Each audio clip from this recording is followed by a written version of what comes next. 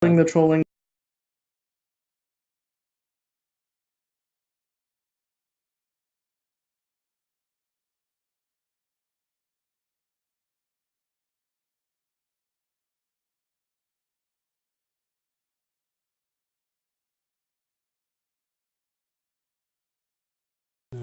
Hello everyone, welcome to Trolling with Logic for 5th of May 2013. It's 6 p.m. in the UK, 1 p.m. Eastern Time in the US. I'm your host for today, Zulu or Trolling with Logic.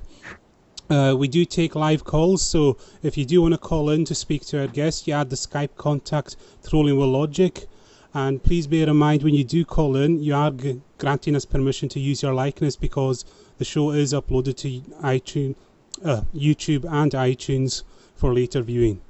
Without further ado, I'll quickly introduce my regular co-panelist Martimer. Always good to have you. Hi everyone. And so we'll very quickly introduce our special guest. I hope I've got the titles right. Director for African Americans for Humanism and Director of the Outreach for Center of Inquiry. Have I got that right? And welcome, Debbie Goddard. For Center for Inquiry. Thank you for having me. Oh, it's wonderful to have you. So I think what we usually do with most of our guests, we'll go back to the beginning with you and kind of the journey you took. You know, were you from a religious family and how did you end up becoming a non-believer? And Sure. What length should I try to aim for? Like a 1 minute story, like a 30-second story, like a 2.5 minute story? Go for it, because we've got 90 minutes. So 90 minutes. All right. Well, I grew up in Philadelphia. My mom is an immigrant from Trinidad. My dad was a Polish Jew, American, but his parents were Polish. And my parents sent me to Catholic school because in the area of Philadelphia I grew up in, the school districts were terrible, and the Catholic school academic standards were much better. There were fewer behavioral problems. So somewhere around 6th grade, so I was about 10, everyone in my school was supposed to go through the sacrament of confirmation together, and I had some doubts. I expressed them. My teacher said, no, of course you're going through with confirmation. I still wanted to get out of it because I wasn't quite sure about whether I was picking the right religion, so I told my dad I wanted to convert to Judaism, and don't tell mom. And he said, that's great, we'll talk to Rabbi Greenberg about it. So I thought those were my two options, be Catholic forever or be Jewish forever. And then I wondered how I didn't know that the other religions out there were right. And there were so many religions in my region because I did grow up in a big city that I saw Hindus. I barely knew what they believed. I didn't know what Muslims believed, but there was a mosque near my 7-Eleven. And then I thought, well, maybe there are so many different stories because there is no God. And for me, I thought I was the first person in the world to think of this ever, because I had never heard that as an option before. So I was really excited to tell my teacher, Sister Therese, the next day. She was less excited. I got in trouble. And it wasn't until a couple years later that I saw the word atheist, but I didn't know any. My parents weren't too bothered by it, of course. Fortunately, because my mom was taking classes in college to be a nurse, and my dad, he just, he wasn't Catholic, so it didn't really matter. In high school, I started a philosophy club at a Catholic private all-girls school. It ended up being one of the causes for me losing my scholarship halfway through my sophomore year. So then I went to public school, started another philosophy club, but was much angrier about everything. And weirdly, one of my friends from philosophy club became an atheist, went to college, started a campus group called Campus Free Thought Alliance at the University of Pittsburgh, invited me to a student atheist convention basically about 13 years ago now. And I was like, a what? This was 2000, I was 20, and internet wasn't like it is now, of course. So I went to this random conference about 400 miles away in Buffalo at CFI's headquarters. I had never heard of the Center for Inquiry. I didn't know there was a free thought movement. I didn't know that atheists organized, and I was blown away by there were about 35 or 40 students there, and all the things that they were doing on campus, and the fact that there was a building and paid staff and there were these books dedicated to this stuff that I was really interested in, but kind of doing on my own. I was studying philosophy because I wanted to teach critical thinking, and all of a sudden I'm like, there are these books out there that I had no idea about. And so I started volunteering when I got back to Philly with all the groups I could find. I volunteered with the Center for Inquiry's campus outreach program for years. I worked part-time in their office in New York City for a while, commuting from Philadelphia one day a week, which is about 2 hours trip each way. And then about 2006, they hired me. And my first job was doing campus outreach and community organizing. And eventually, just I guess in 2010, I also became the director of African Americans for Humanism. And now I'm the director of outreach, so I oversee the operation of the U.S. branches, which range from buildings with paid staff to just volunteer-run groups, and we have about 17 of them.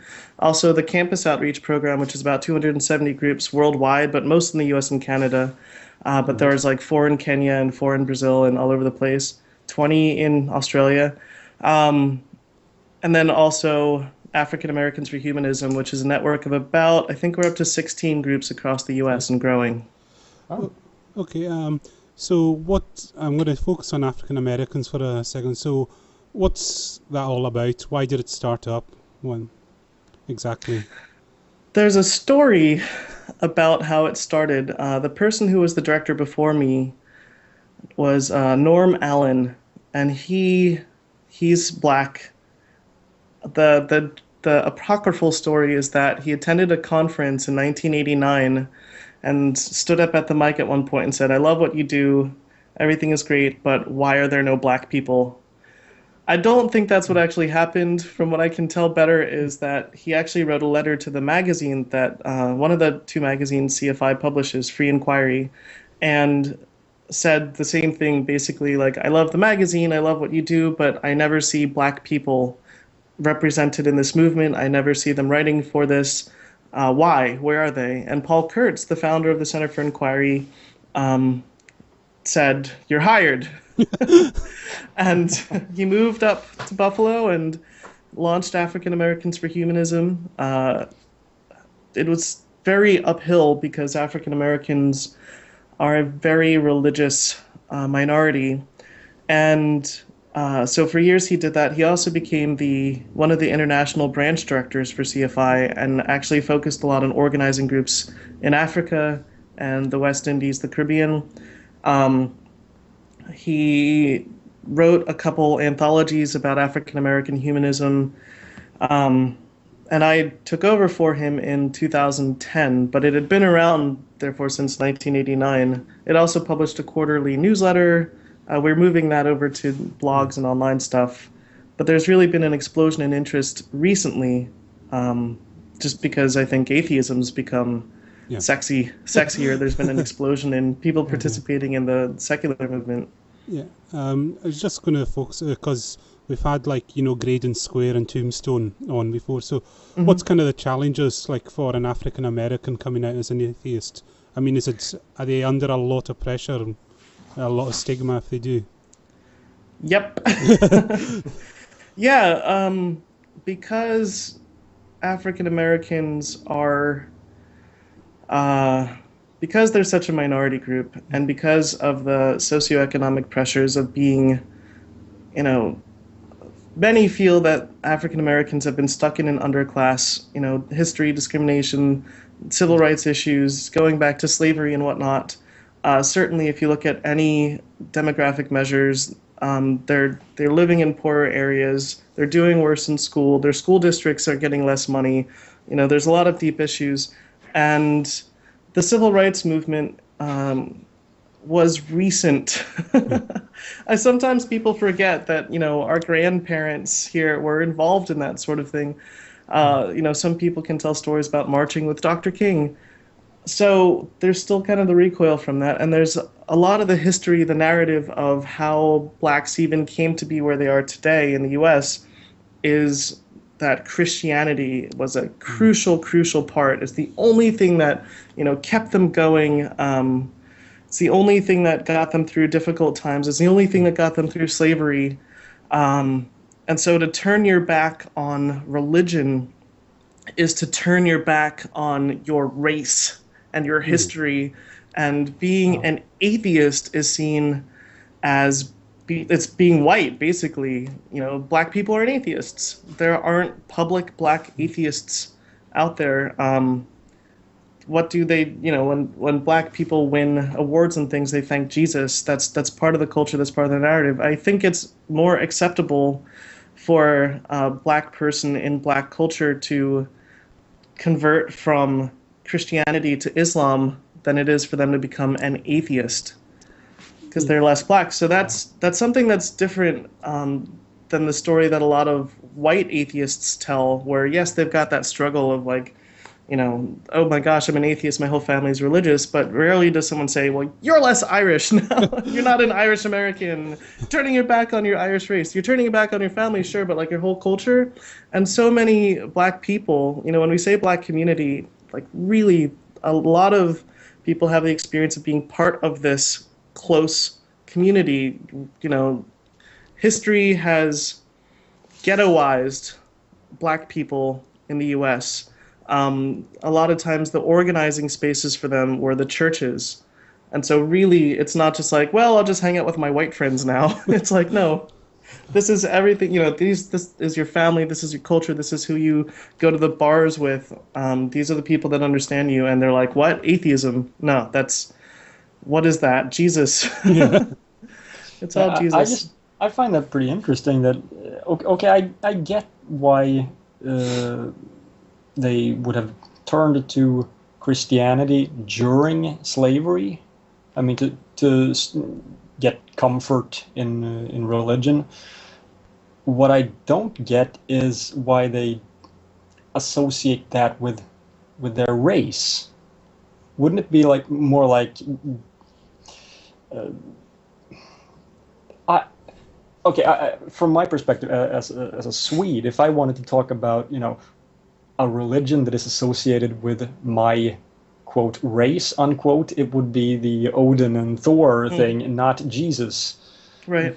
Wouldn't it be more like I don't mean to be offensive here, but like wouldn't they go back to worshiping the great Juju or something like that? So That there just is sounds more that. appropriate, I think. But, I have two responses to that. yeah. One is it's like telling an Irish person, "Why are you so Catholic?" Don't you know your people aren't supposed to be Catholic historically? No, of course Yeah. they're Catholic. They're not sitting there philosophizing about like the history of their gene tree. They're like, you know, my No, parents were Catholic, my that's parents' true. parents were Catholic, my parents' parents' parents were Catholic, my parents' parents' parents' parents were Catholic. Like everyone, like we are Catholic. I mean, it's like another example that might not resonate so much with you is because Swedes have been there for quite some time, but like Americans are most of us are pretty new to this country. But you can't tell Yeah, us we're true. less American, even if we identify as German, French, English American, like we're American. And if someone's like, you know, you're not really American because your people have only been here for like 120 years. Like that's not a thing. It's Yeah. it's in our core. It's part of our core identity. So saying like, well, don't you realize like 400 years ago you guys weren't Christian, like that barely resonates with people who are religious. That was the Oh, first that's true. piece. In the same way that, Yeah. you know, telling someone they're not American because their people have only been in America for 120 years, like that, what? Of course they're American. Um, Second is in the African American atheist culture, mostly online, but actually somewhat in person communities too. We do see people who reject Christianity because it was a set of European ideas, uh, Eurocentric ideas that was foisted on black people, Yeah. and they go back to what they see as, you know, original African religions. So they identify often as atheists because they reject theism, but they go back to something that's not really in line with humanism. Um, and there are some groups online that have too loud a voice, in my opinion, who are promoting this kind of Afrocentrism and black nationalism that is not scientific but is also atheistic. because of what you said. They're doing exactly what you described. animism type thing, or Yeah, something. they're like, science was invented by the Africans. That God was really the chief. They tend to be Okay, yeah, I get it. sexist, homophobic, and lots of other Yeah. things. And we have a group that actually makes a cable access show regularly that comes from that perspective. And they say, homosexuality, for example, isn't scientific. It's not evolution. That's something that Europeans brought to Africans. And so they're hugely anti-homosexuality, anti-same-sex relations, and they are atheists. We don't usually see that sort of virulent bigotry from that perspective in the atheist community, but we do see it in pockets of the black atheist community. Yeah, it's not a theistic thing to be anti homosexuality. It's more of a religious thing, it seems. But what you said reminded me of a video that's available on YouTube. I don't know if you're familiar with the Ita Pupu parody that was done.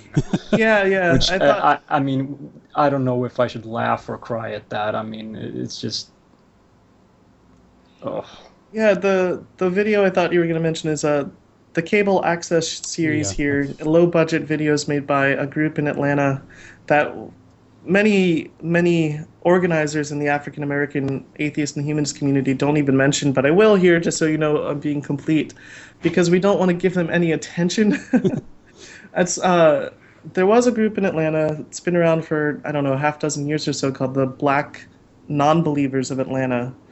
And within that group, there was a strain of kind of black nationalist leaning types who were sexist, who were homophobic, etc., who were bringing this like back to Africa kind of idea.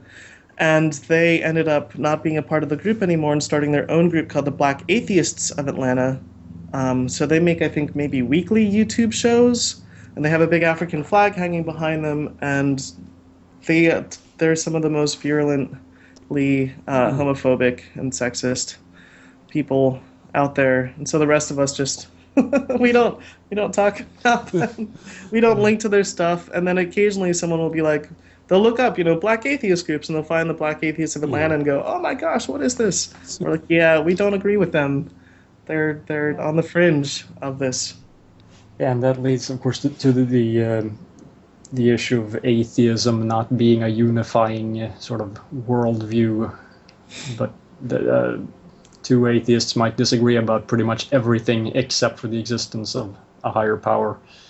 Right. So, yeah. It also speaks to the fact that, I mean, we see a lot in the broader atheist community, which means the generally white atheist community. Yeah. That people say, why can't black people just go to our meetings? Why do they feel the need to be separate? But there are things that many of them have to deal with, that the community has to deal with, that many white atheists or many people in the broader atheist community are completely unaware of and unable to respond to or anything, because they're literally ignorant of these things existing. You started by asking about, is it hard for black atheists or African American atheists to come out to be atheists? And it's like, yeah, there are some pressures. Not a lot of white people are told they're turning their back on the race, for example, I assume. But that kind of black nationalistic attitude that's in some areas of the black atheist community is something that black atheists have to deal with when they get involved with the atheist community too. So what kind of day-to-day stuff does African Americans or humanism do? What's your kind of day-to-day role? Well, as it's one of the three focuses that I have, it depends on the day. But I can tell you what some of our goals have been and how we've changed what we focused on in the last few years. Since I took over, I've shifted some of what we've done because I don't have the same talents that Norm had. He was a skilled writer. He was good at researching stuff and putting together articles. He often did letters to the editor, to Ebony and Jet and other black-focused publications. He appeared on radio shows. He was an expert in a way that I'm not on African American free thought history. And my experience is as an organizer. I am an organizer. I have experience doing activism. I can get people together. I can, plot out campaigns and try to execute them. And so when I took over, I focused more on community building in two realms. One is in person. So we provide support to local groups. And that might mean that I have an email back and forth and a good couple phone calls with someone who's like, oh my gosh, this is fantastic. I'm so glad to find this. I want to start something up in North Carolina. What do I do? And I'm like, oh, here's what you can do. Here's some connections we have. Contact these groups. Start a meetup. I'll put your information on our website. And so providing that kind of support is one thing that we do, supporting in-person communities as much as we can. Sending them things to hand out if they're tabling, for example. Another thing is to support online communities. So we started a Facebook group, and we're starting some other online forums for people to talk. We have a blog that we're setting up so that people can write articles about stuff, and that sort of thing. So managing the Facebook group is probably one of the Facebook things I spend most of my time on, actually, just considering the groups that I have to manage. There's a lot that goes on there. And it's a really good way for people to connect with each other because, again, we are organizing a minority in a minority, no matter which way you slice it. Right now, I'm also trying to get stuff done in person where I live in Buffalo, New York. There's a festival coming up that's big in the Black community in Buffalo, and we're going to try to do some tabling and outreach there so we can get a small group going on the ground there. We update. One of the things we're trying to provide is resources.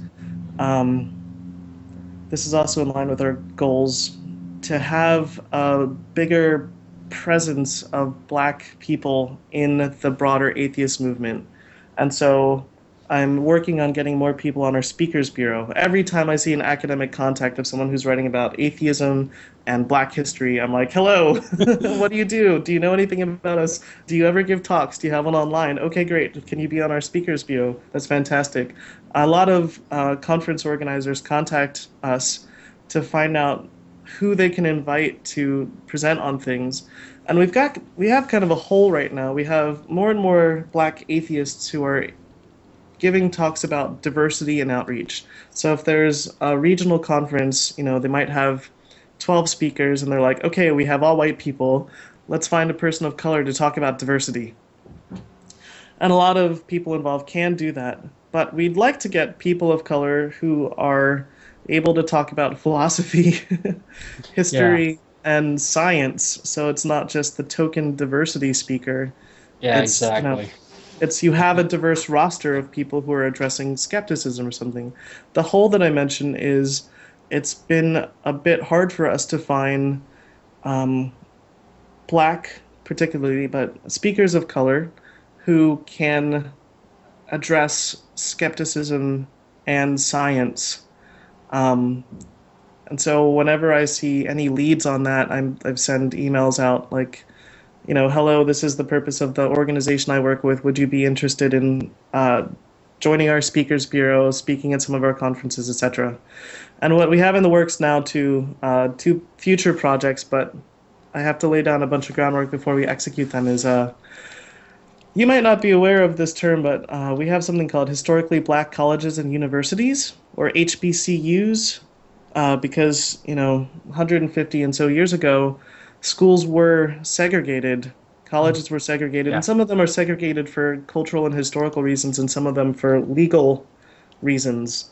Most of them are in the southeastern United States. I think that one way that we can invest in getting humanism and atheism in the Black community more is to look to college campuses. And so we're trying to organize a tour of 4 to 10 campuses in a relatively short amount of time, sending some of our speakers out to do events, and then signing up people to start a campus group there. but I need to do a lot of groundwork. I need to find someone at the school. I need to find, someone who's willing to put a sign-up sheet out. Availability, and we kind of were starting with zero with school contacts. So it's been a little slow. Yeah. I'm emailing philosophy professors and professors and some people in African American studies departments. And I've got about 5 good leads now, but I'm trying to get a dozen. So that's a continuing project. The second future plan is we're starting to work on our next national African Americans for Humanism conference. I'm looking for a venue that's suitable for that. So a lot of the stuff I do is just like putting together spreadsheets, emailing people, collecting information, because we didn't have some of these lists. And as an organizer, the biggest tool I have is people and connections, and so I have to sort of build people databases and like reach out and make connections. But so far, like even in the last year, I've probably tripled the contacts that we've had. I'm really excited by how excited people are when I reach out to them. I'm like, I don't know who you are, but I saw you on Twitter. You're black and you do this. Like, would you like to join our network? And they're like, what? I love what you do. And so that's been really, really good. I was going to ask, does African Americans for Humanism, do you offer the same services as the other humanist groups, like the celebrations, weddings, naming ceremonies and things like that? Do you also do that as well? I know that's big where you are in Scotland, right? Yeah, that's pretty much like what we That's associate with the huge. humanists is like, the weddings, funerals, and Yeah, I remember meeting probably a handful of years ago June Maxwell from the Humanist Society of Scotland. Is that her name? she's also with Secular Scotland. I speak to her now and again as well on Facebook. Yeah, and she explained how the most popular thing that humanists in Scotland do is weddings and baby naming ceremonies, I think, and then funerals. And I just saw some statistics recently about how popular that is there. Yeah. That's not something that groups in the U.S. do as much. Okay. Partly it's for legal reasons. Who it is that can perform marriages legally depends on the state. Like, I'm from Pennsylvania. That's where Philadelphia is, for those of you who don't know. And in Pennsylvania, because of our Quaker heritage, you can do a self-uniting marriage ceremony. Two people can basically marry themselves. They don't need a priest or minister there. But in New Jersey, which is right next to Pennsylvania, you need to either get a justice of the peace, I think, or a minister representing a religious tradition. And so if you're an atheist, you have a couple options available to you. You can go online and join the Universal Life Church, which is basically a BS internet church that basically is like, choose your own title. Are you a reverend? Are you a bishop? Are you a deacon? And therefore you're representing a religion when you do it. Or you can go through a training course from, I think it's the Humanist Society of Friends, and get a certificate. Basically, you're representing, again, a religious tradition legally. But this is something that some atheist groups are challenging. Like, why can't we perform weddings? And so in Indiana, actually, the Center for Inquiry is involved in the court case right now that the Center for Inquiry Indiana should be able to have people be celebrants and have the legal power to marry people. But it's not, because of that hurdle, it's not a huge thing that humanists are involved in the U.S. And we don't really do baby naming ceremonies. Like, once people stop doing baptisms, we don't really have a secular equivalent to that here. So because African Americans for Humanism is a program that's a part of the Council for Secular Humanism, which is a sister organization of the Center for Inquiry, like, we're able to tap into the structure of these other organizations and the support, but there's no separate program for doing, providing celebrants and whatnot. Although CFI has an increasingly large list of celebrants, and the American Humanist Association does too. But it's not a big thing. Humanists don't have that kind of presence or those kinds of numbers here yet. We do have a chat room question, and it's from DJ Steve. He's asking, regarding how people may not be qualified, isn't there a way they could be trained to speak on the history of black atheism and things like that? Yes. More people could learn that. I guess we do have a few people now. Like, I'm not qualified to speak about that. Okay. I can tell a couple stories about a few people and I can read up on it. But I can give you an example of something I was asked to speak on that I'm absolutely not qualified All to right. speak about, which is the celebration in Buffalo coming up too. There's something called Juneteenth. On June 19th, 1860 something, I know Lincoln had done the Emancipation Proclamation, which freed slaves in the slave states in the U.S., but Texas didn't know about it yet. And I might not even be getting this totally right. See, there was a day, June 19th, 1860, whatever, when someone read the Emancipation Proclamation from the courthouse in Texas, and the slaves then knew they were freed. And so they started celebrating it. And in some areas, they still celebrate June 19th, which is called Juneteenth. In Philadelphia, when I grew up, I had never heard of this. It was not a thing.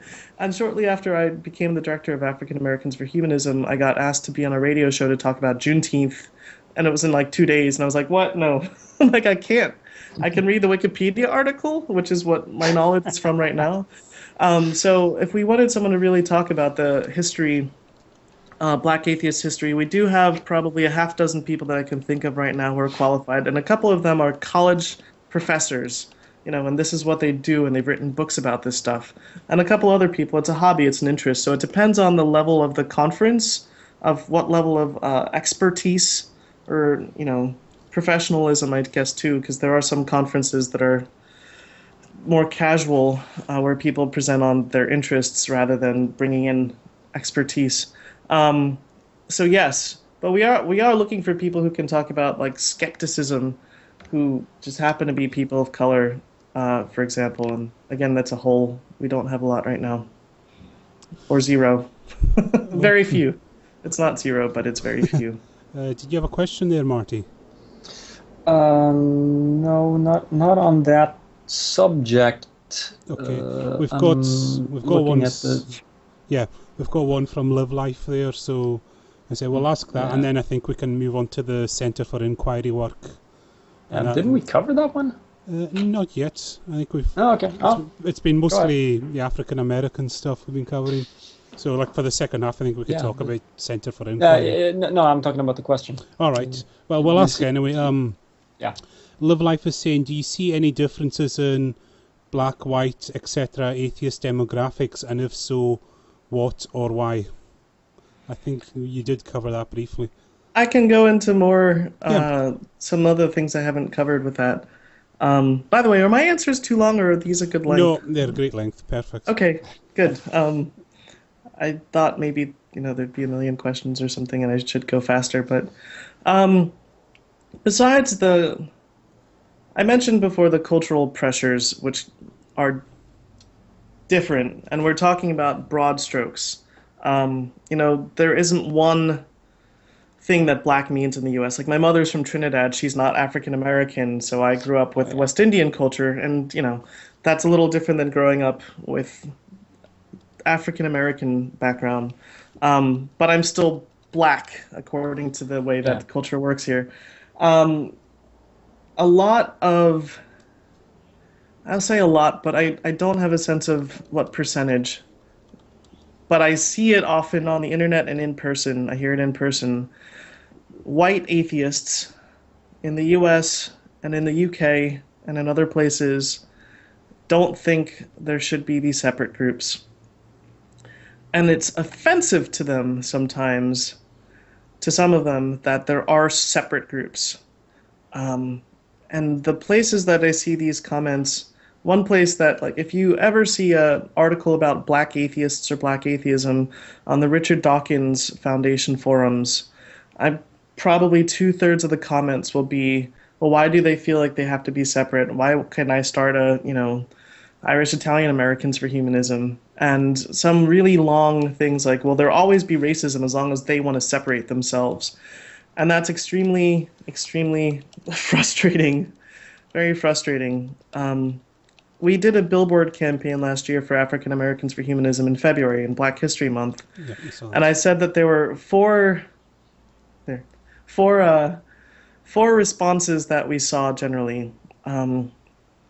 We saw from black religious people, generally it was like, you're wrong and you're going to burn in hell. Then we saw from Black Atheists, this is the greatest thing ever. OMG, I'm so happy that I found you guys. This is fantastic. Is there a group near me? So that was the Black people response. Within the atheist community, which again, largely white, we saw the atheists who are really, really excited that there was this focused outreach effort. Um, and the fourth response was, again, the pissed off, why do they need to be separate? What's wrong with them? Why can't they just join us? And some of them were just really like, I don't understand. Our groups are so friendly and welcoming. Why can't they just join us?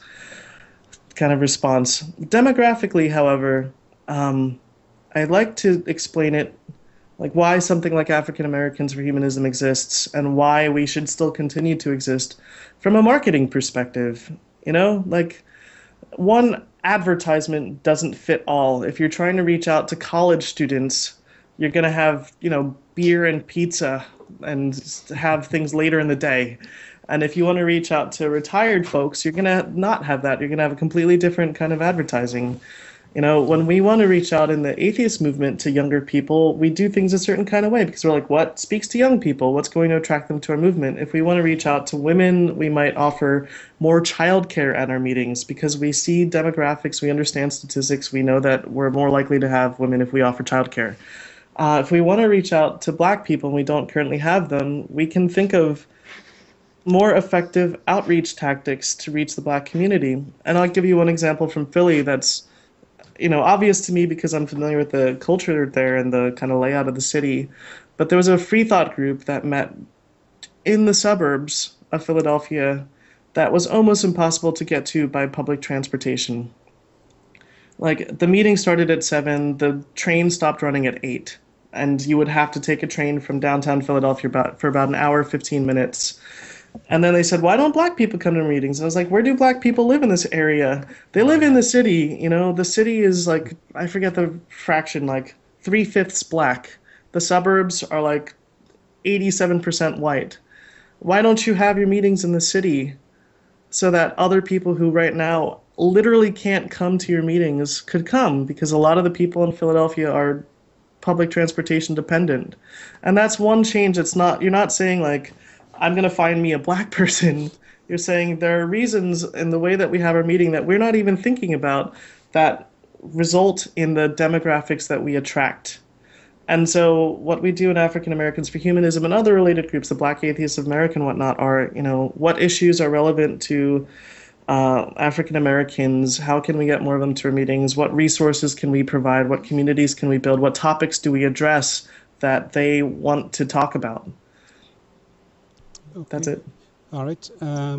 There's another question. Oh, by the way, June is listening into the show and she says hello to you, June Maxwell.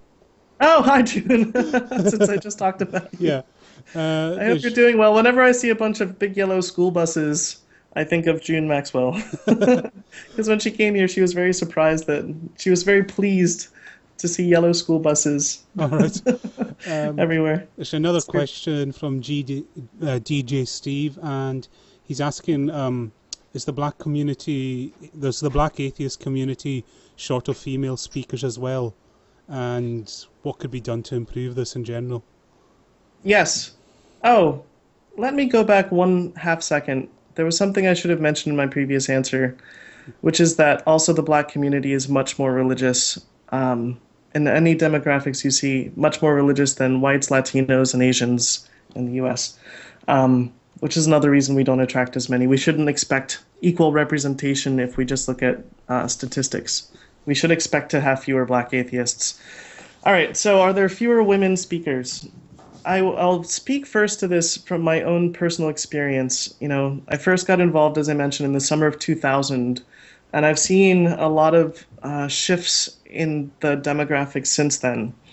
But I've had the chance to attend the Amazing Meeting, which is the big meeting done by the James Randi Educational Foundation in Vegas every year. The last few years it's been 1,000 to 1,500 people, 1,600 I think one year.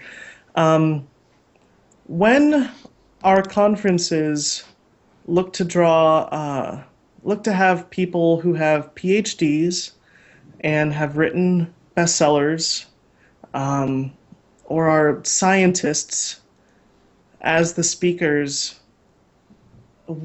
in the things that they talk about are science and philosophy, we should expect that we're going to see mostly white guys, and in some sense, probably even mostly older white guys as speakers. I don't think the demographics are that much different for your various countries you're in, but I'm familiar mostly with the U.S. one, so this is based on that. But if we're looking in the sciences, we see mostly men getting PhDs in the things that we as a movement are most interested in. If we're looking at the bestseller lists and people who write about science, again, like that's mostly men. Um, we almost never see people of color who write about science. For example, there's usually one, and everyone's like, "What about Neil deGrasse Tyson?" I'm like, "Yeah, name two more." And they're like, "That's three: Neil deGrasse and Tyson, right?" I've asked people before, like, name five black scientists, and they're like, Neil deGrasse Tyson.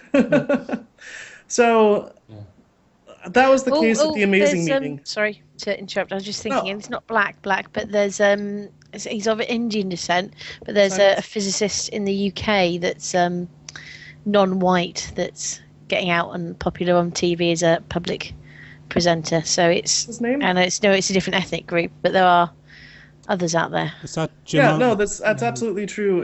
And actually we've seen speakers from the UK flown into US things. As I mentioned, most of my experience is in the US, but I remember Alom Shaha wrote an article in The Guardian a couple years ago about the lack of Asian and black speakers in the UK. He had just come back from, I think, TAM London maybe, and said there was a lack there too. So I think some of these are applicable across these cultures, across these countries.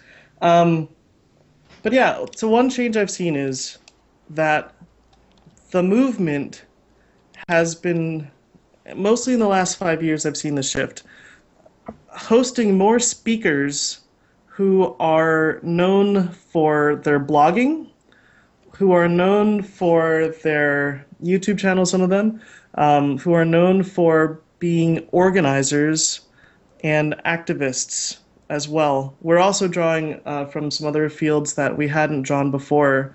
So it's not just like the one woman scientist who speaks at every conference, or always bring a black person in to talk about diversity. If we start bringing in organizers, we see a lot more women represented. There was one TAM, and I don't remember which one, maybe TAM 9, where they had near parity, or maybe just like a 50-50 split with women and men, and a lot of the women were educators and organizers and activists.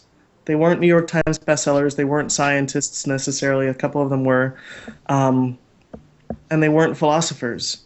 So as we broaden what people are interested in hearing from, because people are organizing groups, because people are engaged in activist efforts, because we're seeing more bloggers who are seen as leaders in the movement, and worthwhile thought leaders, I think we'll see more women involved when we value what they have to contribute to.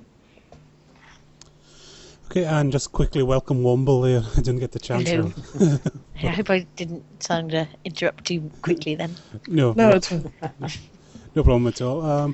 So I think we'll kind of move on to your CFI work. So can you give us a kind of brief rundown for maybe some of our viewers that don't know what CFI is actually all about? Oh man, CFI is about so many things. It's funny to me that was the organization I stumbled on first, because of the kind of organization it is. It's in line with a lot of my dearest interests. So CFI is actually 3 organizations. The oldest was called the Committee for the Scientific Investigation of Claims of the Paranormal, SciCoP, now called the Committee for Skeptical Inquiry. And they've been around since 1976. They're the granddaddy skeptic organization out there. So they do Bigfoot, UFOs. Originally, that was more their focus. Psychic powers, spoon bending.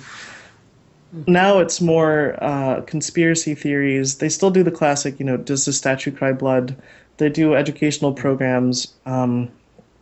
as well, like teaching critical thinking, media skepticism, which is why the name no longer has the word paranormal in it because they broadened the scope. That started in 76. In 1980, they started the Council for Secular Humanism. One reason for that was that the other humanist efforts in the US were technically religious organizations, and that was a problem when religious right, the growing religious right would accuse people of, or would say that humanism is a religion, and in fact the de facto religion of our public schools. Therefore, Christianity should have a place too. But Council for Secular Humanism was not religious. It was right there in the name.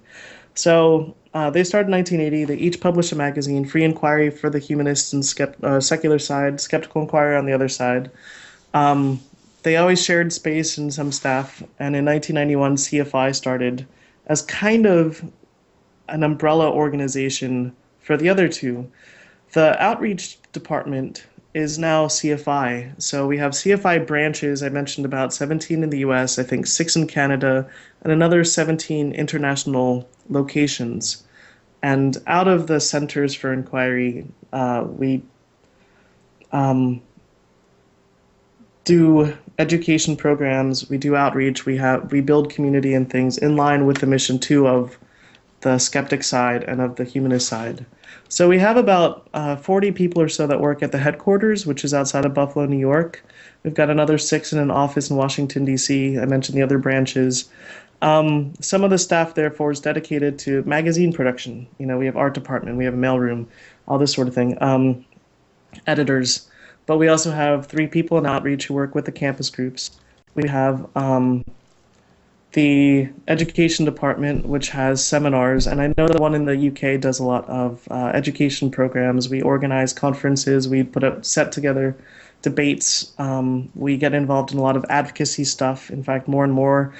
Last Thursday, we helped organize worldwide protests against the issues in Bangladesh with atheist bloggers, where there are bloggers who are being accused of blasphemy, and we protested. I think in DC, New York City, actually in Bangladesh there was a protest, there was one in London. And so there's a whole bunch of different overlapping activities focusing on 5 areas. Let's see if I can get this. Skepticism, atheism, secularism, like church-state separation, humanism, crap. Darn it. The other one. Man, that's terrible. Flying spaghetti monsterism? That's not one. Atheism, Rocks. skepticism, free thought. Wait, that's not really one. Secularism, skepticism, atheism, humanism. Wow. You'll have to I turn hope it my into an bosses aren't acronym watching to help this. you remember it. Yeah. Yeah, but the foundation of all of it is critical thinking and naturalism rather than supernaturalism. Yeah. And so it's kind of weird because that sounds like a great thing, because that's actually sounds like an organization that I would actually be very interested in working with, because these are issues that I really care about. Yeah, each branch operates differently, and it's a little weird because, you know, in the U.S. we have so many national organizations with a focused mission. Like American Atheists really focuses on advocacy and civil rights issues with atheism. You know, church-state separation are there. Freedom from Religion Foundation has their focus, and a lot of theirs is like legal stuff. If you put up a crucifix somewhere, they're there to say, no, take it down. We have skeptics organizations. CFI, we have a humanist organization, the American Humanist Association. We have actually a student outreach one, the Secular Student Alliance. CFI does all of these things. And in some ways, that's a real benefit because we're able to tap into the resources. You know, like atheism isn't enough for a lot of people, but we do atheist advocacy. We can put in the humanism and the skepticism in our atheist outreach, you know, and the same with the other sorts of things we do. It's kind of a weird web and a weird history that resulted in what we're currently doing.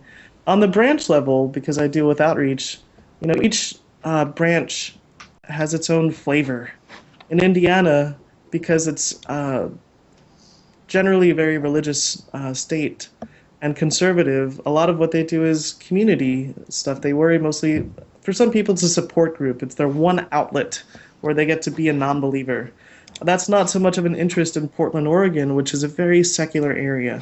But in Portland, they have a lot of woo. They have a lot of, alt med. They have a lot of homeopathy. They have a lot of crystal therapy, crystal healing. And so the group there is most interested, not most, but more so than in Indiana, they're interested in science education, in skepticism. They have a lot of kid programs where they teach kids to be better thinkers. So it all depends partly on where they are. In the Deep South, the biggest interest is kind of atheist activism. Like, if someone's an atheist in Alabama, they're probably militant because there's a lot to be angry about. But that wouldn't fly so well in New York City, Yeah. So it's interesting work. So it sounds like you've got an organisation there that's the scope to, under one umbrella, give everyone a flavour of whatever their interests are. Yeah, it depends. Again, like if they're involved in a local group, they might feel like the group's too atheist or too humanist. But in most cities, there's several kinds of local groups, so that's not really an issue. It gives it some flexibility in different areas because there are also international branches. So what CFI Kenya does is very different than what CFI in Moscow does or CFI Romania. In Kenya, it's a lot of anti-superstition workshops and education programs. In Moscow, they're doing more humanist stuff, although they do have an anti-superstition component there too. A lot of church-state separation too in Russia and Romania. I'm just going to butt in here. What's kind of the most out there place there's a CFI? Like, have you ever just like, whoa, have you ever had a request from a group and you just gone, wow, there? Like Pakistan or Iraq. Wow. Iraq? All right. Yeah, there was actually a fellow, his name is Dr. Wujud Lafta, and about 6 years ago, I believe, he started emailing, maybe a little longer ago than that, emailing Paul Kurtz to come to CFI headquarters and do some of the educational programs, but that just, no visas could be arranged for that at the time. About 3 years ago, he actually did come to the U.S. I think he escaped from Baghdad.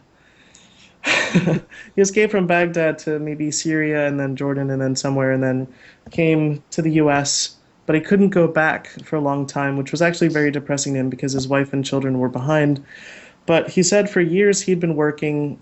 He had a subscription to Free Inquiry, and he translated a couple articles for each issue into the dialect of Arabic that they read, and photocopy it at the hospital he worked in and pass it around on this little network.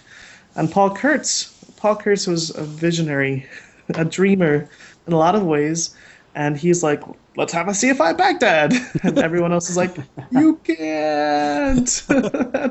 Why are you ridiculous? But they did decide to start, once he headed back, and actually I think to Damascus, they tried to work with some other doctors so they could start translating some humanist and free thought books.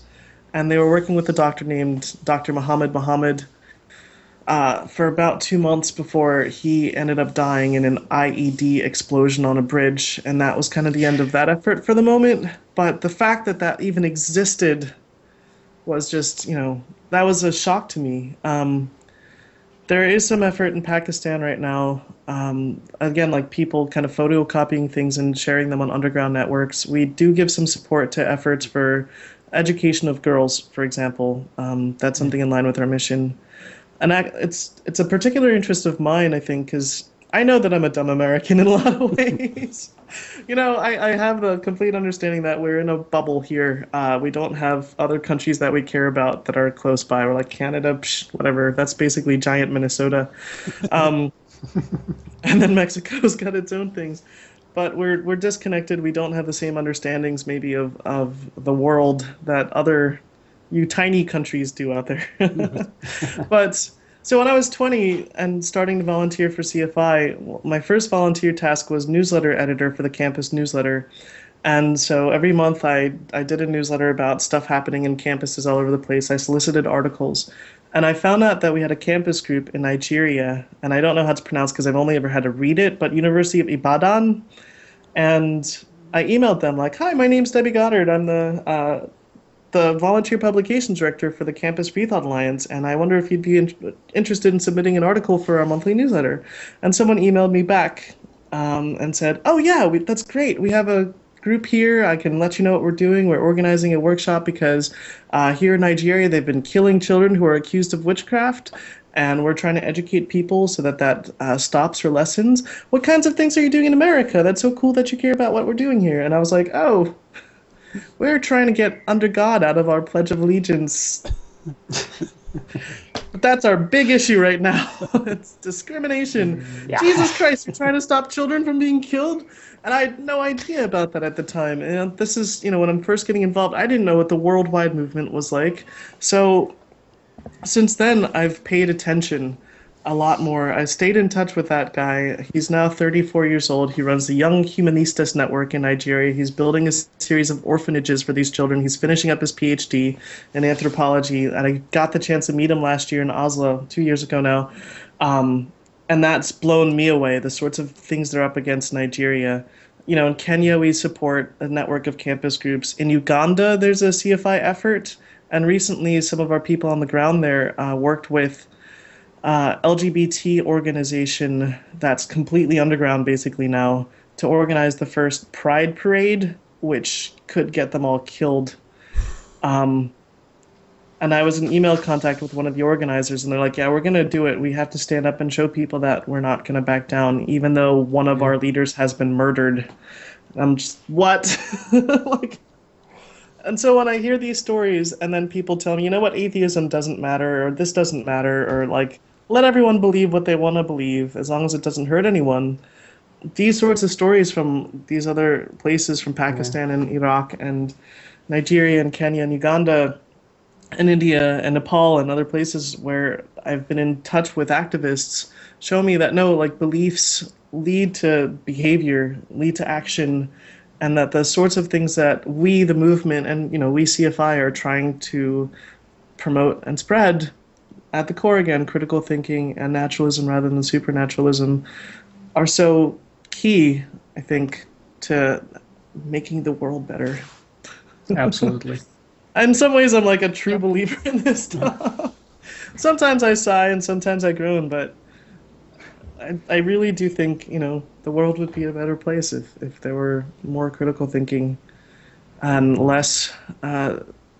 fewer supernatural beliefs. Yeah. Yep. I think what you were saying earlier about how the people sort of in the Western countries where they think, oh yeah, let everyone kind of believe what they want to believe.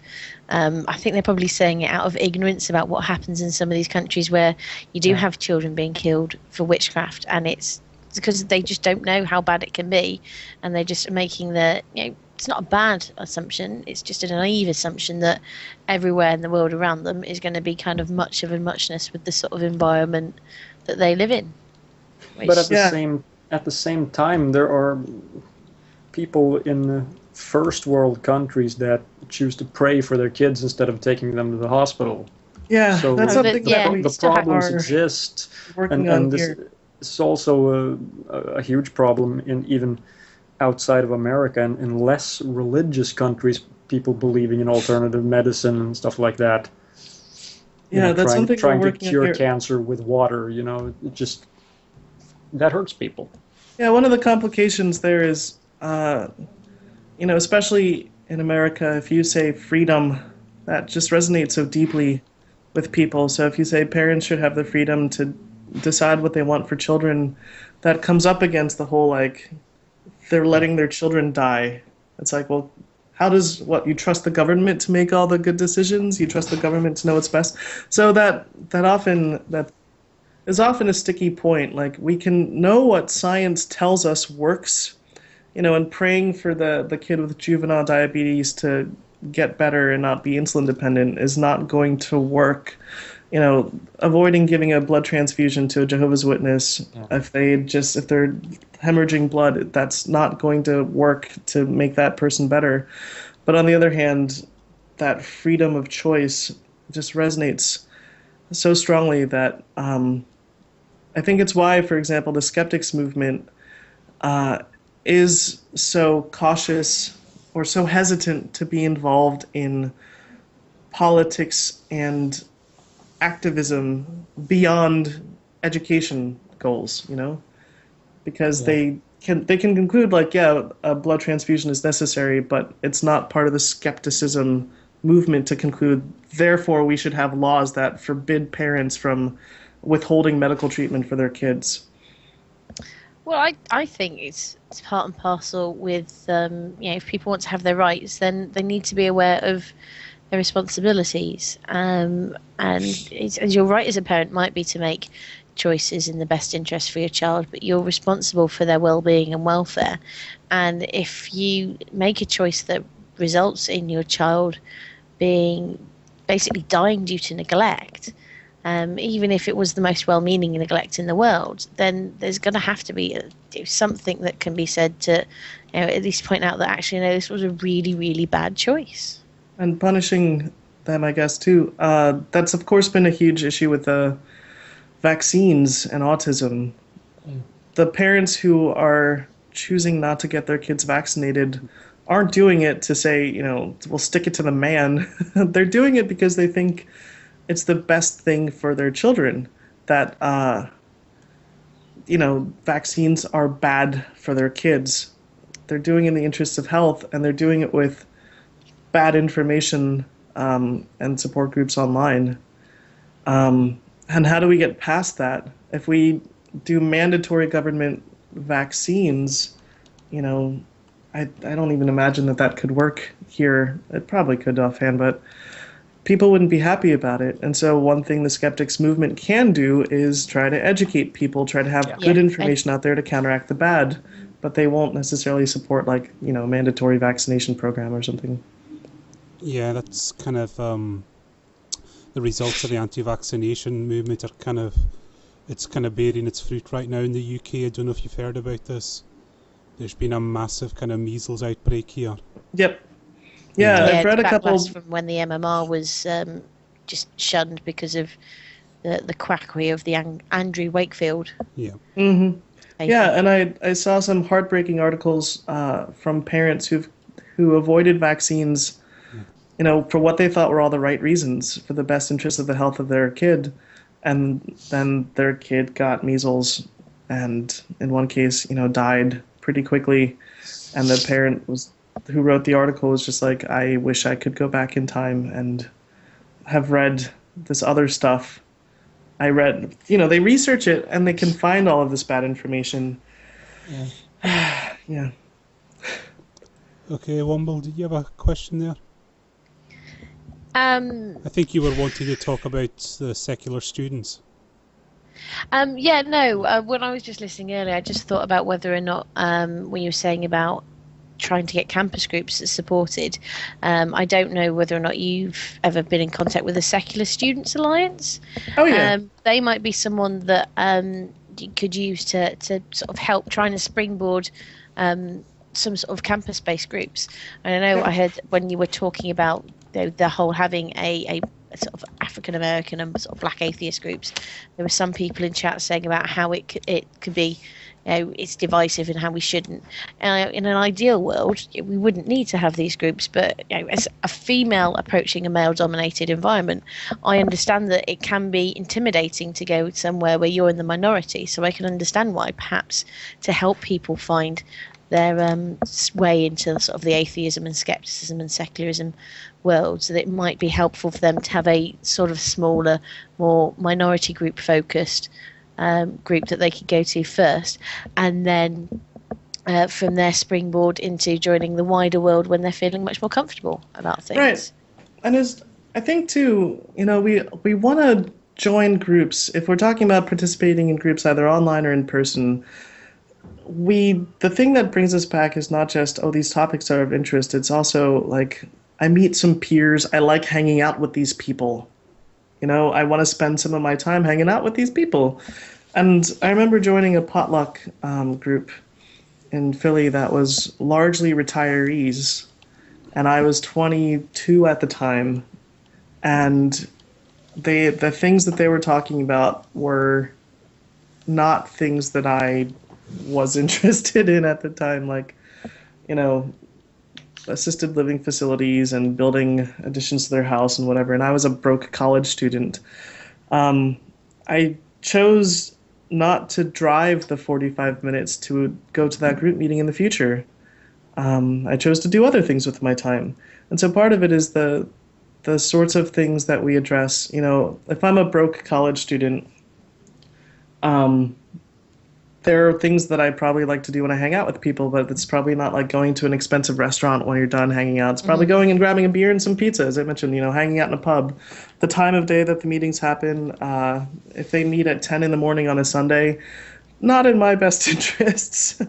You know, the things we talk about, if people are talking about building additions to their house and how much they spend on their new toilets and their new sinks and cabinets, and I'm broke, like, I'm just going to sit there quietly and not participate and be less motivated to come back in and join. So it is like the culture, plugging into people who have a similar background and similar perspective, similar experiences in life is, of course, part of the community. Okay. Is this a new person? Yep, he's a caller. So Andrew in Ireland, again, welcome back. Hello. Hello there. Yep, you hi. got a question for Debbie? It's a bit less of a question, a more kind of case study that I'd like your opinion on. I'm in Northern Ireland, and I go to a Catholic grammar school. Some fucking legal loophole that they're able to Bible bash the living shit out of us.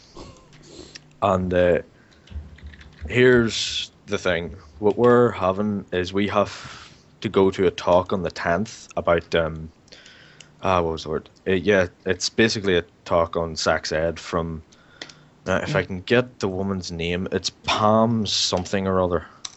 She's a crazy religious woman who, rather than preaching, you know, safe sex, she tells, you know, never have sex. If you have sex, you will die.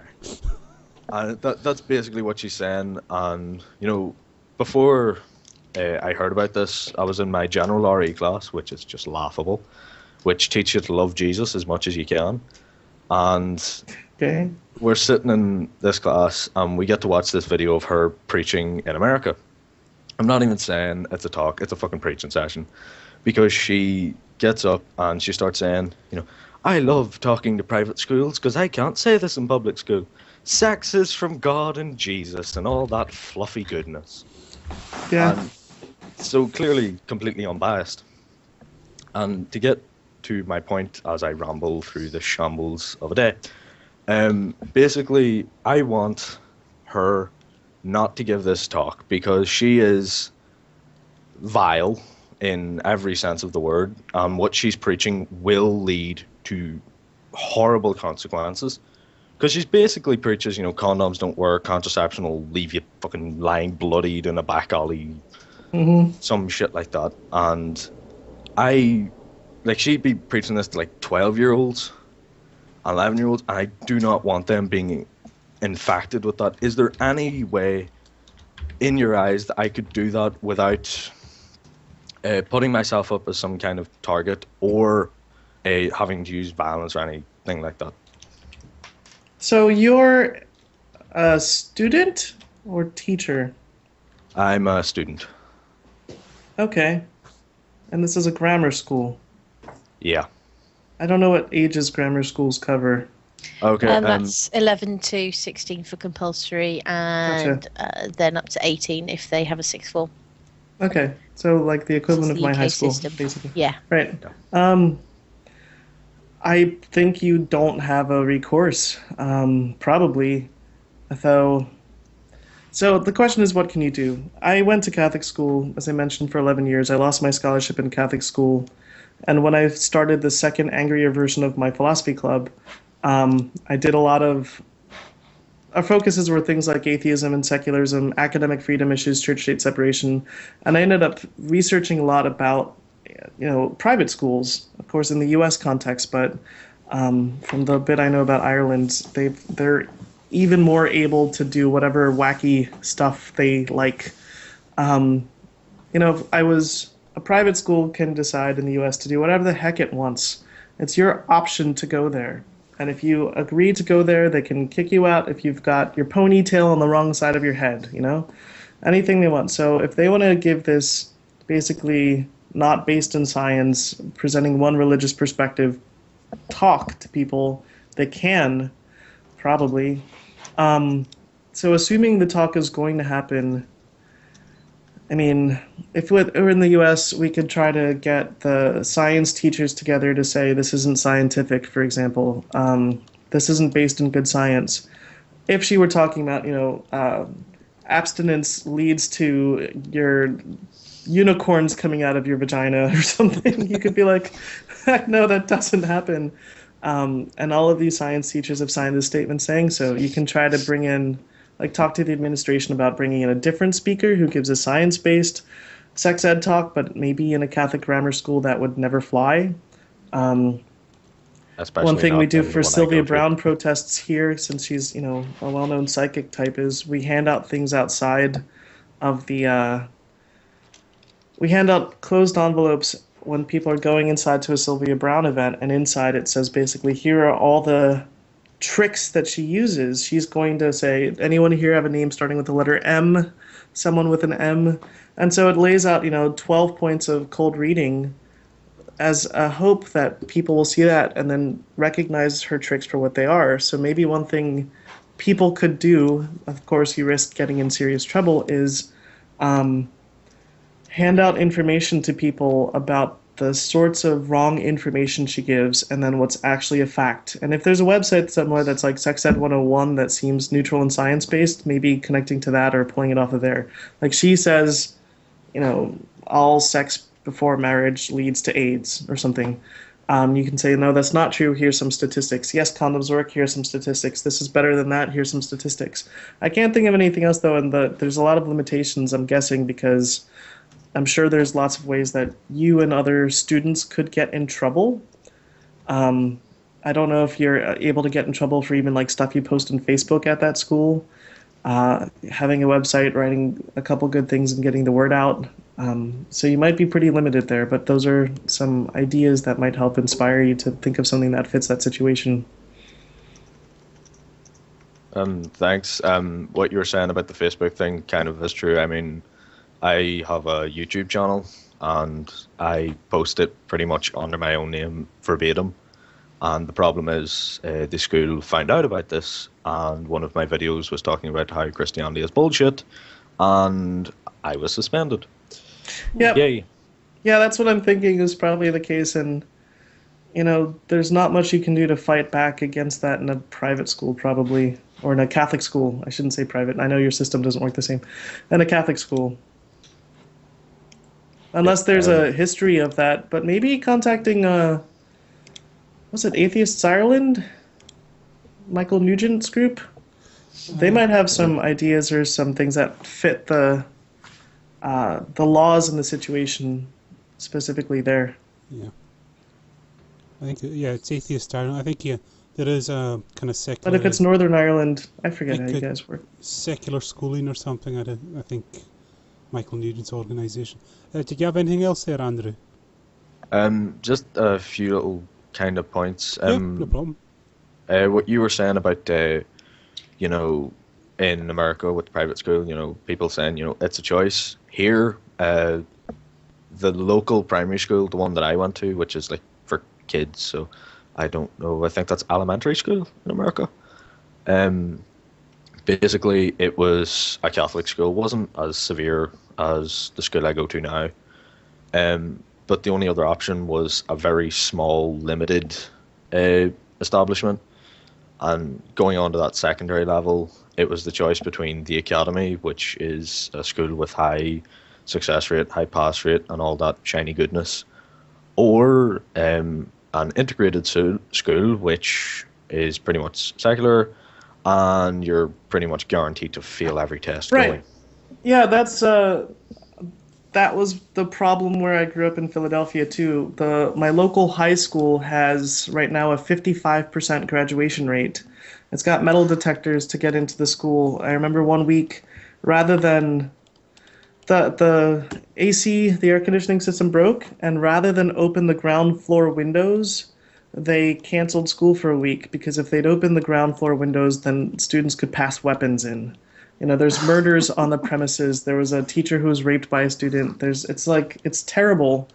And rather than go through that public school system, the only other option we had locally was to send, we being my parents, I wasn't old enough to decide this at the time, but was to send the kids to Catholic school, to the private school, where they could choose who they accepted and who they kicked out, where the academics were higher, where everyone graduated, you know, where everyone was going to go to high school. And I went to a Catholic private all-girls academy for 2 years, and the same was true. And the only reason that it was fine to go to public school when I lost my scholarship was that my parents moved to the suburbs that year, and so I could go to like the nice suburban public school where there weren't the same kinds of issues as locally in Philadelphia. And a lot of times, that's the choice. You know, here it comes down to a lot of the secular groups are hugely anti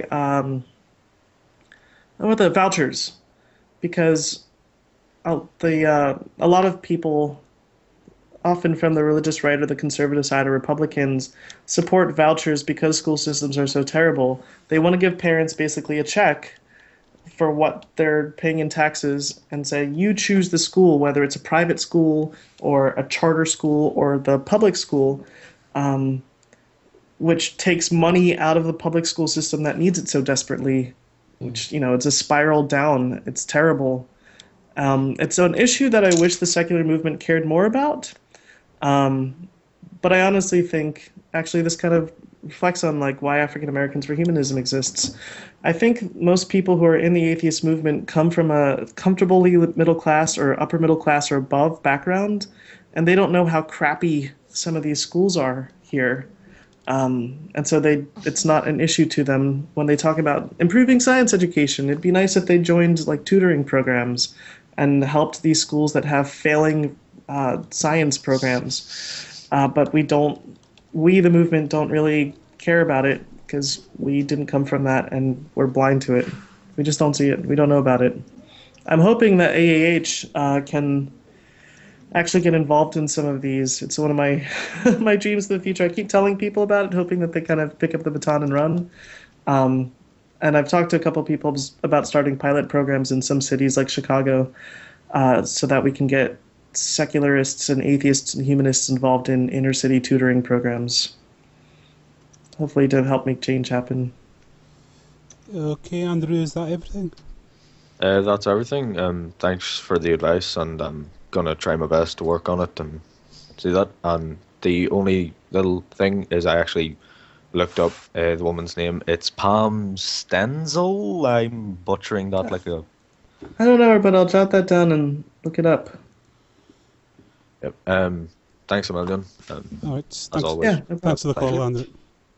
Bye. Okay, Womble, did you have a question there to follow up on? I think it was a question from chat. Right. It's from someone that's just logged in on a guest account. And let me scroll up to where it was. It was just wondering how you would feel about working with any international groups. And it's from someone that's saying that they're one of the organisers of the London Black Atheists. Cool. That's awesome. I know hope I get- I Zulu's don't think- said about seeing if they'll call in. So we've not. Yeah, they said they don't have a Skype account at the moment. So. Oh, I know who it is. They're lovely. They're a lovely person. I've encountered them on one of the meetup groups for Londony stuff. Didn't really. She's not. She used to be Moonrise on Blog TV, Okay. but she's not obviously got herself registered because she's been naughty, and I will have to tell her off. All right. I think it's fantastic. I look forward to being in touch with them. I was happy to see something like that start. Yeah, like let's talk, let's communicate. Yeah, I was going Let's to. see what we can do I together. was going to say if you can email Trolling with Logic, and I can pass it on to Debbie for you. And so I'll pass on the email address for the show, and then I can forward in Debbie into the conversation. Okay. Is there another question in the chat room, Womble? I haven't been following it too much. I've been having a look. Not that I can see coming up. There's no questions. What's one of the bits of crazy that you've encountered in your with your work as CFI that's really made you think, oh my gosh, how on earth can someone be that silly or stupid as to believe and fall for that? What's the bits that's really made your jaw drop to the floor in sheer horror at the stupidity needed to believe it? Oh man, that's there was something recently, and I'm trying to remember what happened. See, one of the amazing things is I moved to Buffalo from Philadelphia to work for CFI, and since moving, almost my entire social circle has been my coworkers and kind of my coworkers' friends and my former coworkers. So like everyone I know is an atheist. Like everyone I hang out with is an atheist. It's not even a thing, and that was the case kind of before that. So I read about stuff on the internet. I talk to people about what's going on in their areas, but I don't have to deal with it face to face often. And I'm trying to think of what happened recently where I was like, oh yeah, religious people. I can't remember what it was. We do get some really bizarre letters and emails to CFI from people who are sure that they have like the final answer that connects all of these things together. You know, like Jesus plus Nostradamus plus whoever and the future and pyramids and the Illuminati. So that's just kind of a steady stream. And then there are the people who tell us we're going to burn in hell and die. But I can't think of anything recently. If it pops in my head again, I'll mention it. Oh! Okay, there was one thing I had to do on a professional level. You know, I've had a lot of like taxi drivers. There are two types of people I don't tell I'm an atheist. Well, three. One is Transportation Security Administration, like the people who pat you down at the airport. Like I don't wear atheist shirts in the airport generally because those people I don't want to mess with ever. Second is cab drivers. Like if you're driving me around and you have my life in your hands and you're going to tell me about Jesus, I will listen politely. Like, I am scared in some areas. I'm like, nope. Like I feel it out. I'm really cautious there. And third is people who serve me food in a restaurant. Like, screw that. I love Jesus. Like, if that's what I need to do to get my food, like, I will until the check is coming or something, you know. I tend not to mess with things there. But I got on a radio show. This guy called me to set it up, but he didn't tell me anything about the show, and I had to research it just before I was on for this fellow named Jesse Lee Peterson. He's a American black conservative Republican, the kind who says like it's a good thing that slaves were taken from Africa to America because that way they could learn about Christianity. It was God's plan.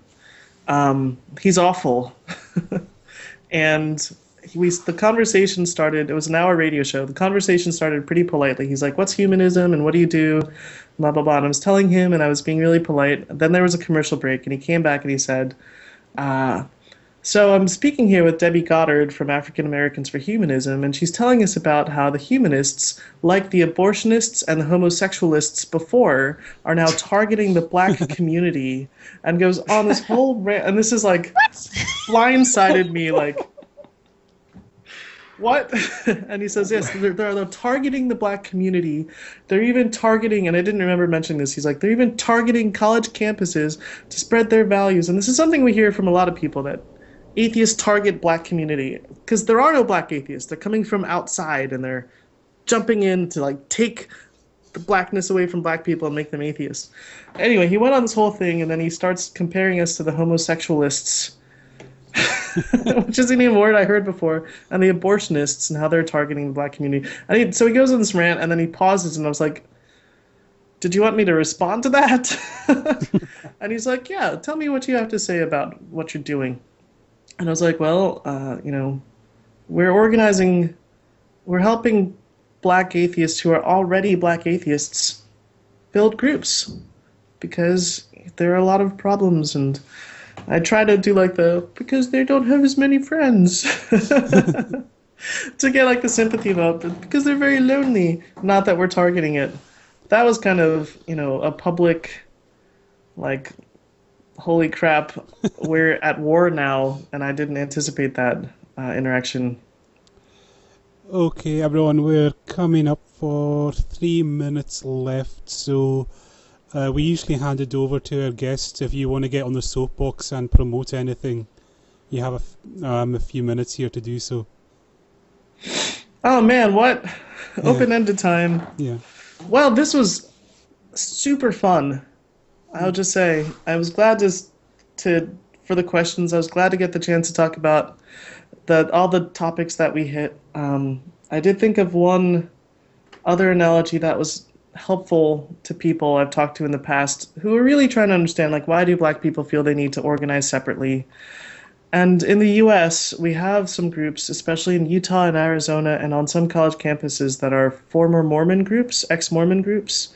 There are certainly former Mormon websites. There are former Muslim groups within the atheist, because they have issues. They have issues to deal with where it would be really great for them to connect with other people with a similar background.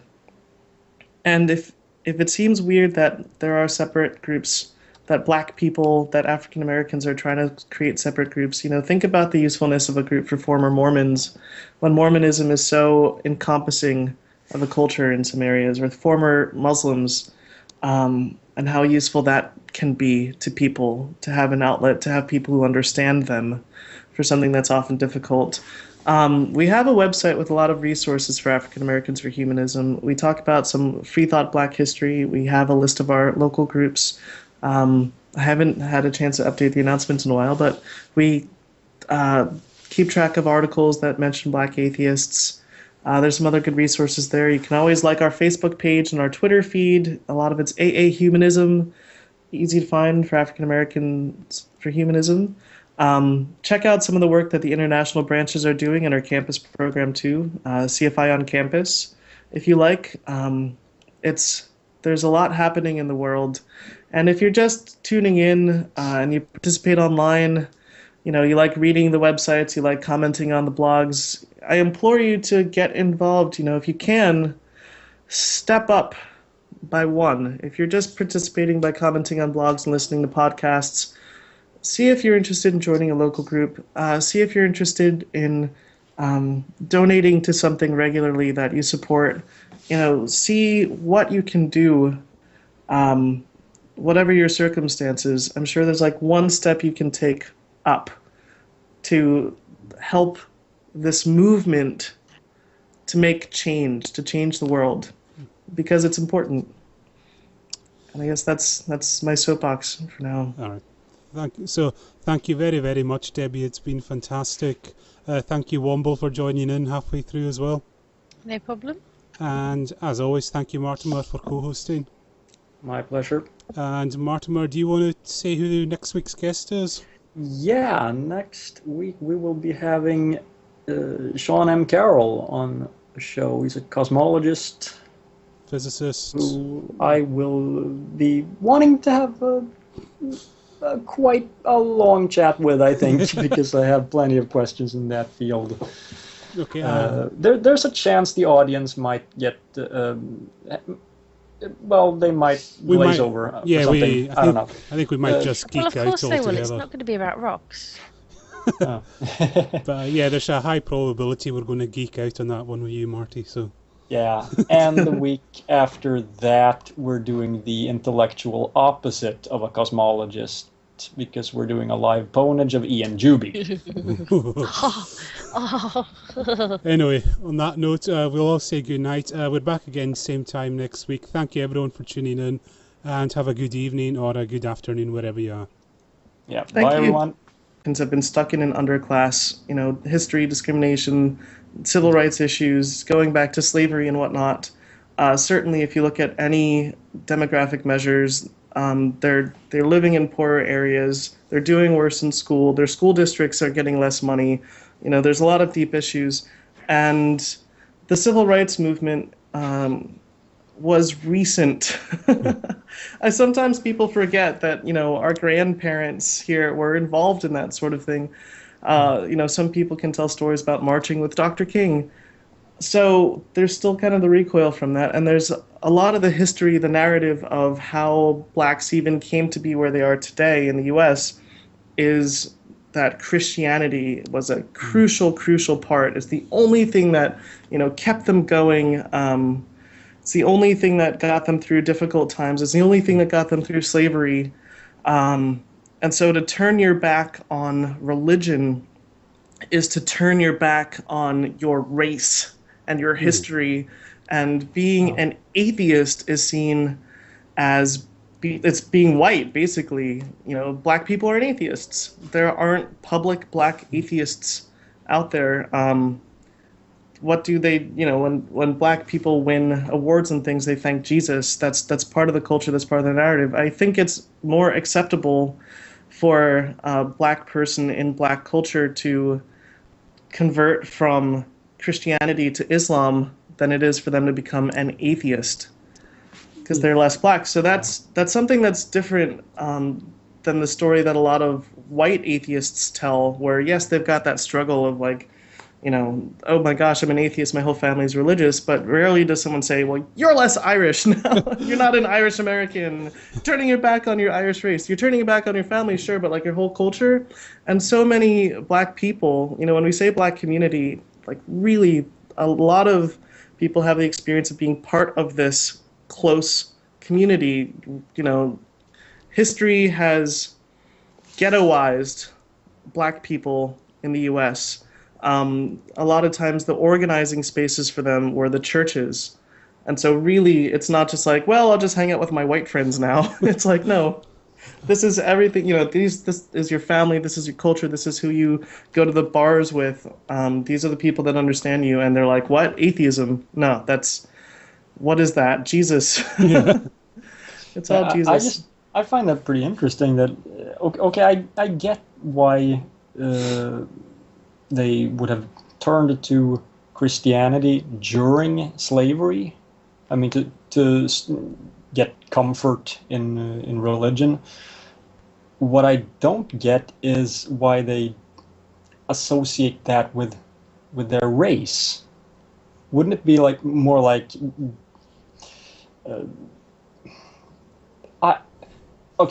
from my perspective, expressed them. My teacher said, no, of course you're going through with confirmation. I still wanted to get out of it because I wasn't quite sure about whether I was picking the right religion. So I told my dad I wanted to convert to Judaism, and don't tell mom. And he said, that's great. We'll talk to Rabbi Greenberg about it. So I thought those were my two options, be Catholic forever or be Jewish forever. And then I wondered how I didn't know that the other religions out there were right. And there were so many religions in my region, because I did grow up in a big city, that I saw Hindus, I barely knew what they believed. I didn't know what Muslims believed, but there was a mosque near my 7-Eleven. And then I thought, well, maybe there are so many different stories because there is no God.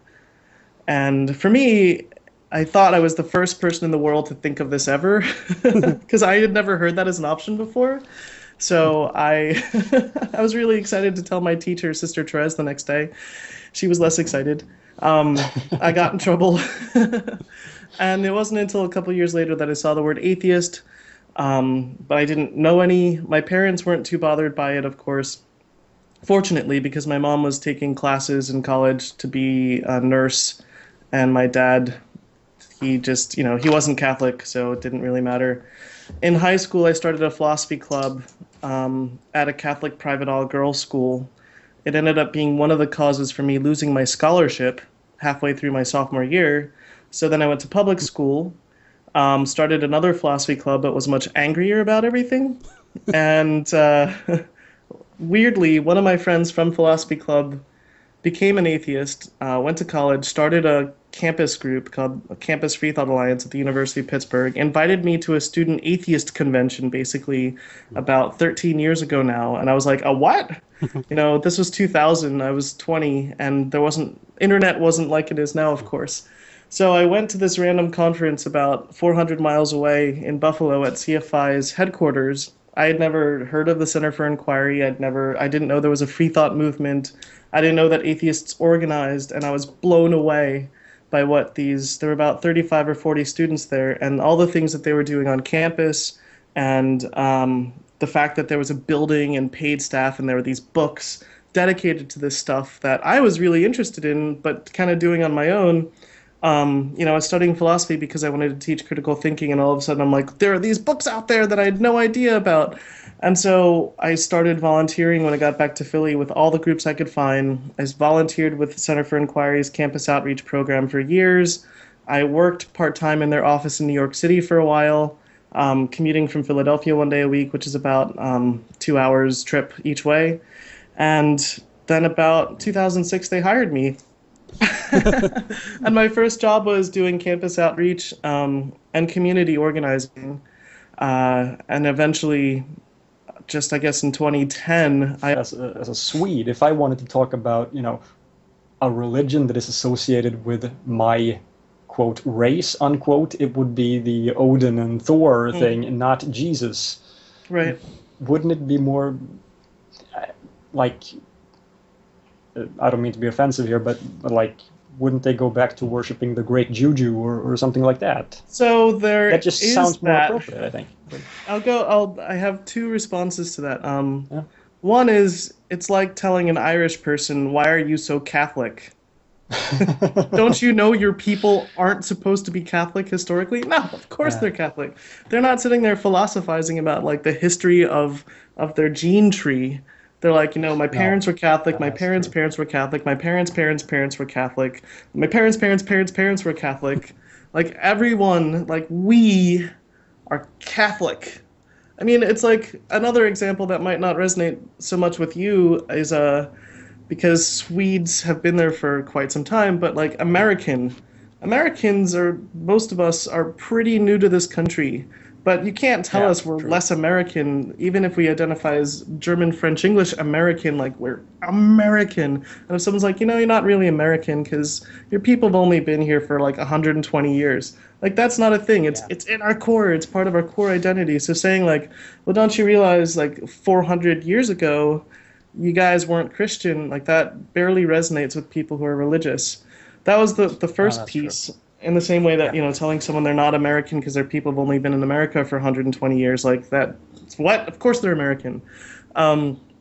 Second is in the African-American atheist culture, mostly online, but actually somewhat in person, in-person communities too, we do see people who reject Christianity because it was a set of European ideas, Eurocentric ideas that was foisted on black people.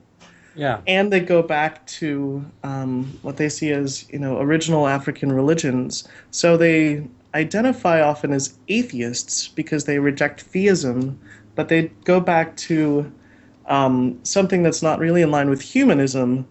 And there are some groups online that have too loud a voice, in my opinion, who are promoting this kind of Afrocentrism and black nationalism that is not scientific, but is also atheistic. Because sort of what you said, they're doing exactly animism type thing. Or yeah, something. They're like, science was invented by the Africans, that God was really the chief. They tend to be sexist, homophobic, and lots of other things. And we have a group that actually makes a cable access show regularly that comes from that perspective. And they say, homosexuality, for example, isn't... I also became the director of African Americans for Humanism. And now I'm the director of outreach. So I oversee the operation of the U.S. branches, which range from buildings with paid staff to just volunteer-run groups. And we have about 17 of them. Also the campus outreach program, which is about 270 groups worldwide, but most in the U.S. and Canada. But there's like 4 in Kenya and 4 in Brazil and all over the place, 20 in Australia. And then also African Americans for Humanism, which is a network of about, I think we're up to 16 groups across the U.S. and growing. Oh. Okay, so I'm going to focus on African Americans for a second. So what's that all about? Why did it start up? When exactly? There's a story about how it started. The person who was the director before me was Norm Allen, and he's black. The the apocryphal story is that he attended a conference in 1989 and stood up at the mic at one point and said, "I love what you do. Everything is great, but why are there no black people?" I don't think that's what actually happened. From what I can tell better is that he actually wrote a letter to the magazine that one of the two magazines CFI publishes, Free Inquiry, and said the same thing, basically like, "I love the magazine, I love what you do, but I never see black people represented in this movement. I never see them writing for this. Why? Where are they?" And Paul Kurtz, the founder of the Center for Inquiry, said, "You're hired." And he moved up to Buffalo and launched African Americans for Humanism. It was very uphill because African Americans are a very religious minority. And so for years he did that. He also became one of the international branch directors for CFI and actually focused a lot on organizing groups in Africa and the West Indies, the Caribbean.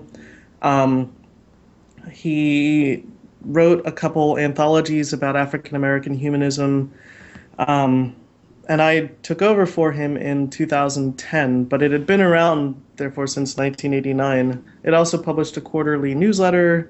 We're moving that over to blogs and online stuff, but there's really been an explosion in interest recently, just because I think atheism's become sexier. There's been an explosion in people participating in the secular movement. Yeah, I was just going to focus because we've had Graydon Square and Tombstone on before. So, what's kind of the challenges like for an African American coming out as an atheist? I mean, are they under a lot of pressure and a lot of stigma if they do? Yep. Yeah, because African Americans are. Because they're such a minority group, and because of the socioeconomic pressures of being, many feel that African American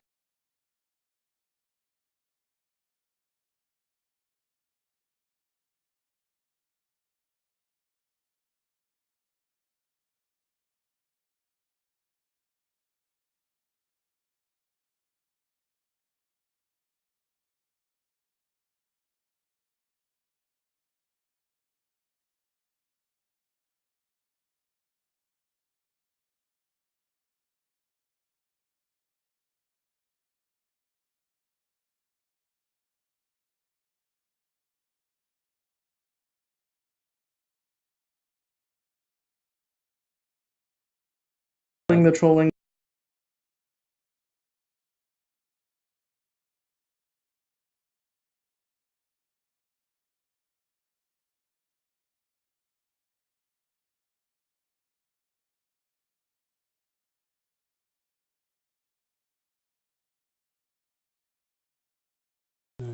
Hello everyone, welcome to Trolling with Logic for 5th of May 2013. It's 6 p.m. in the UK, 1 p.m. Eastern Time in the US.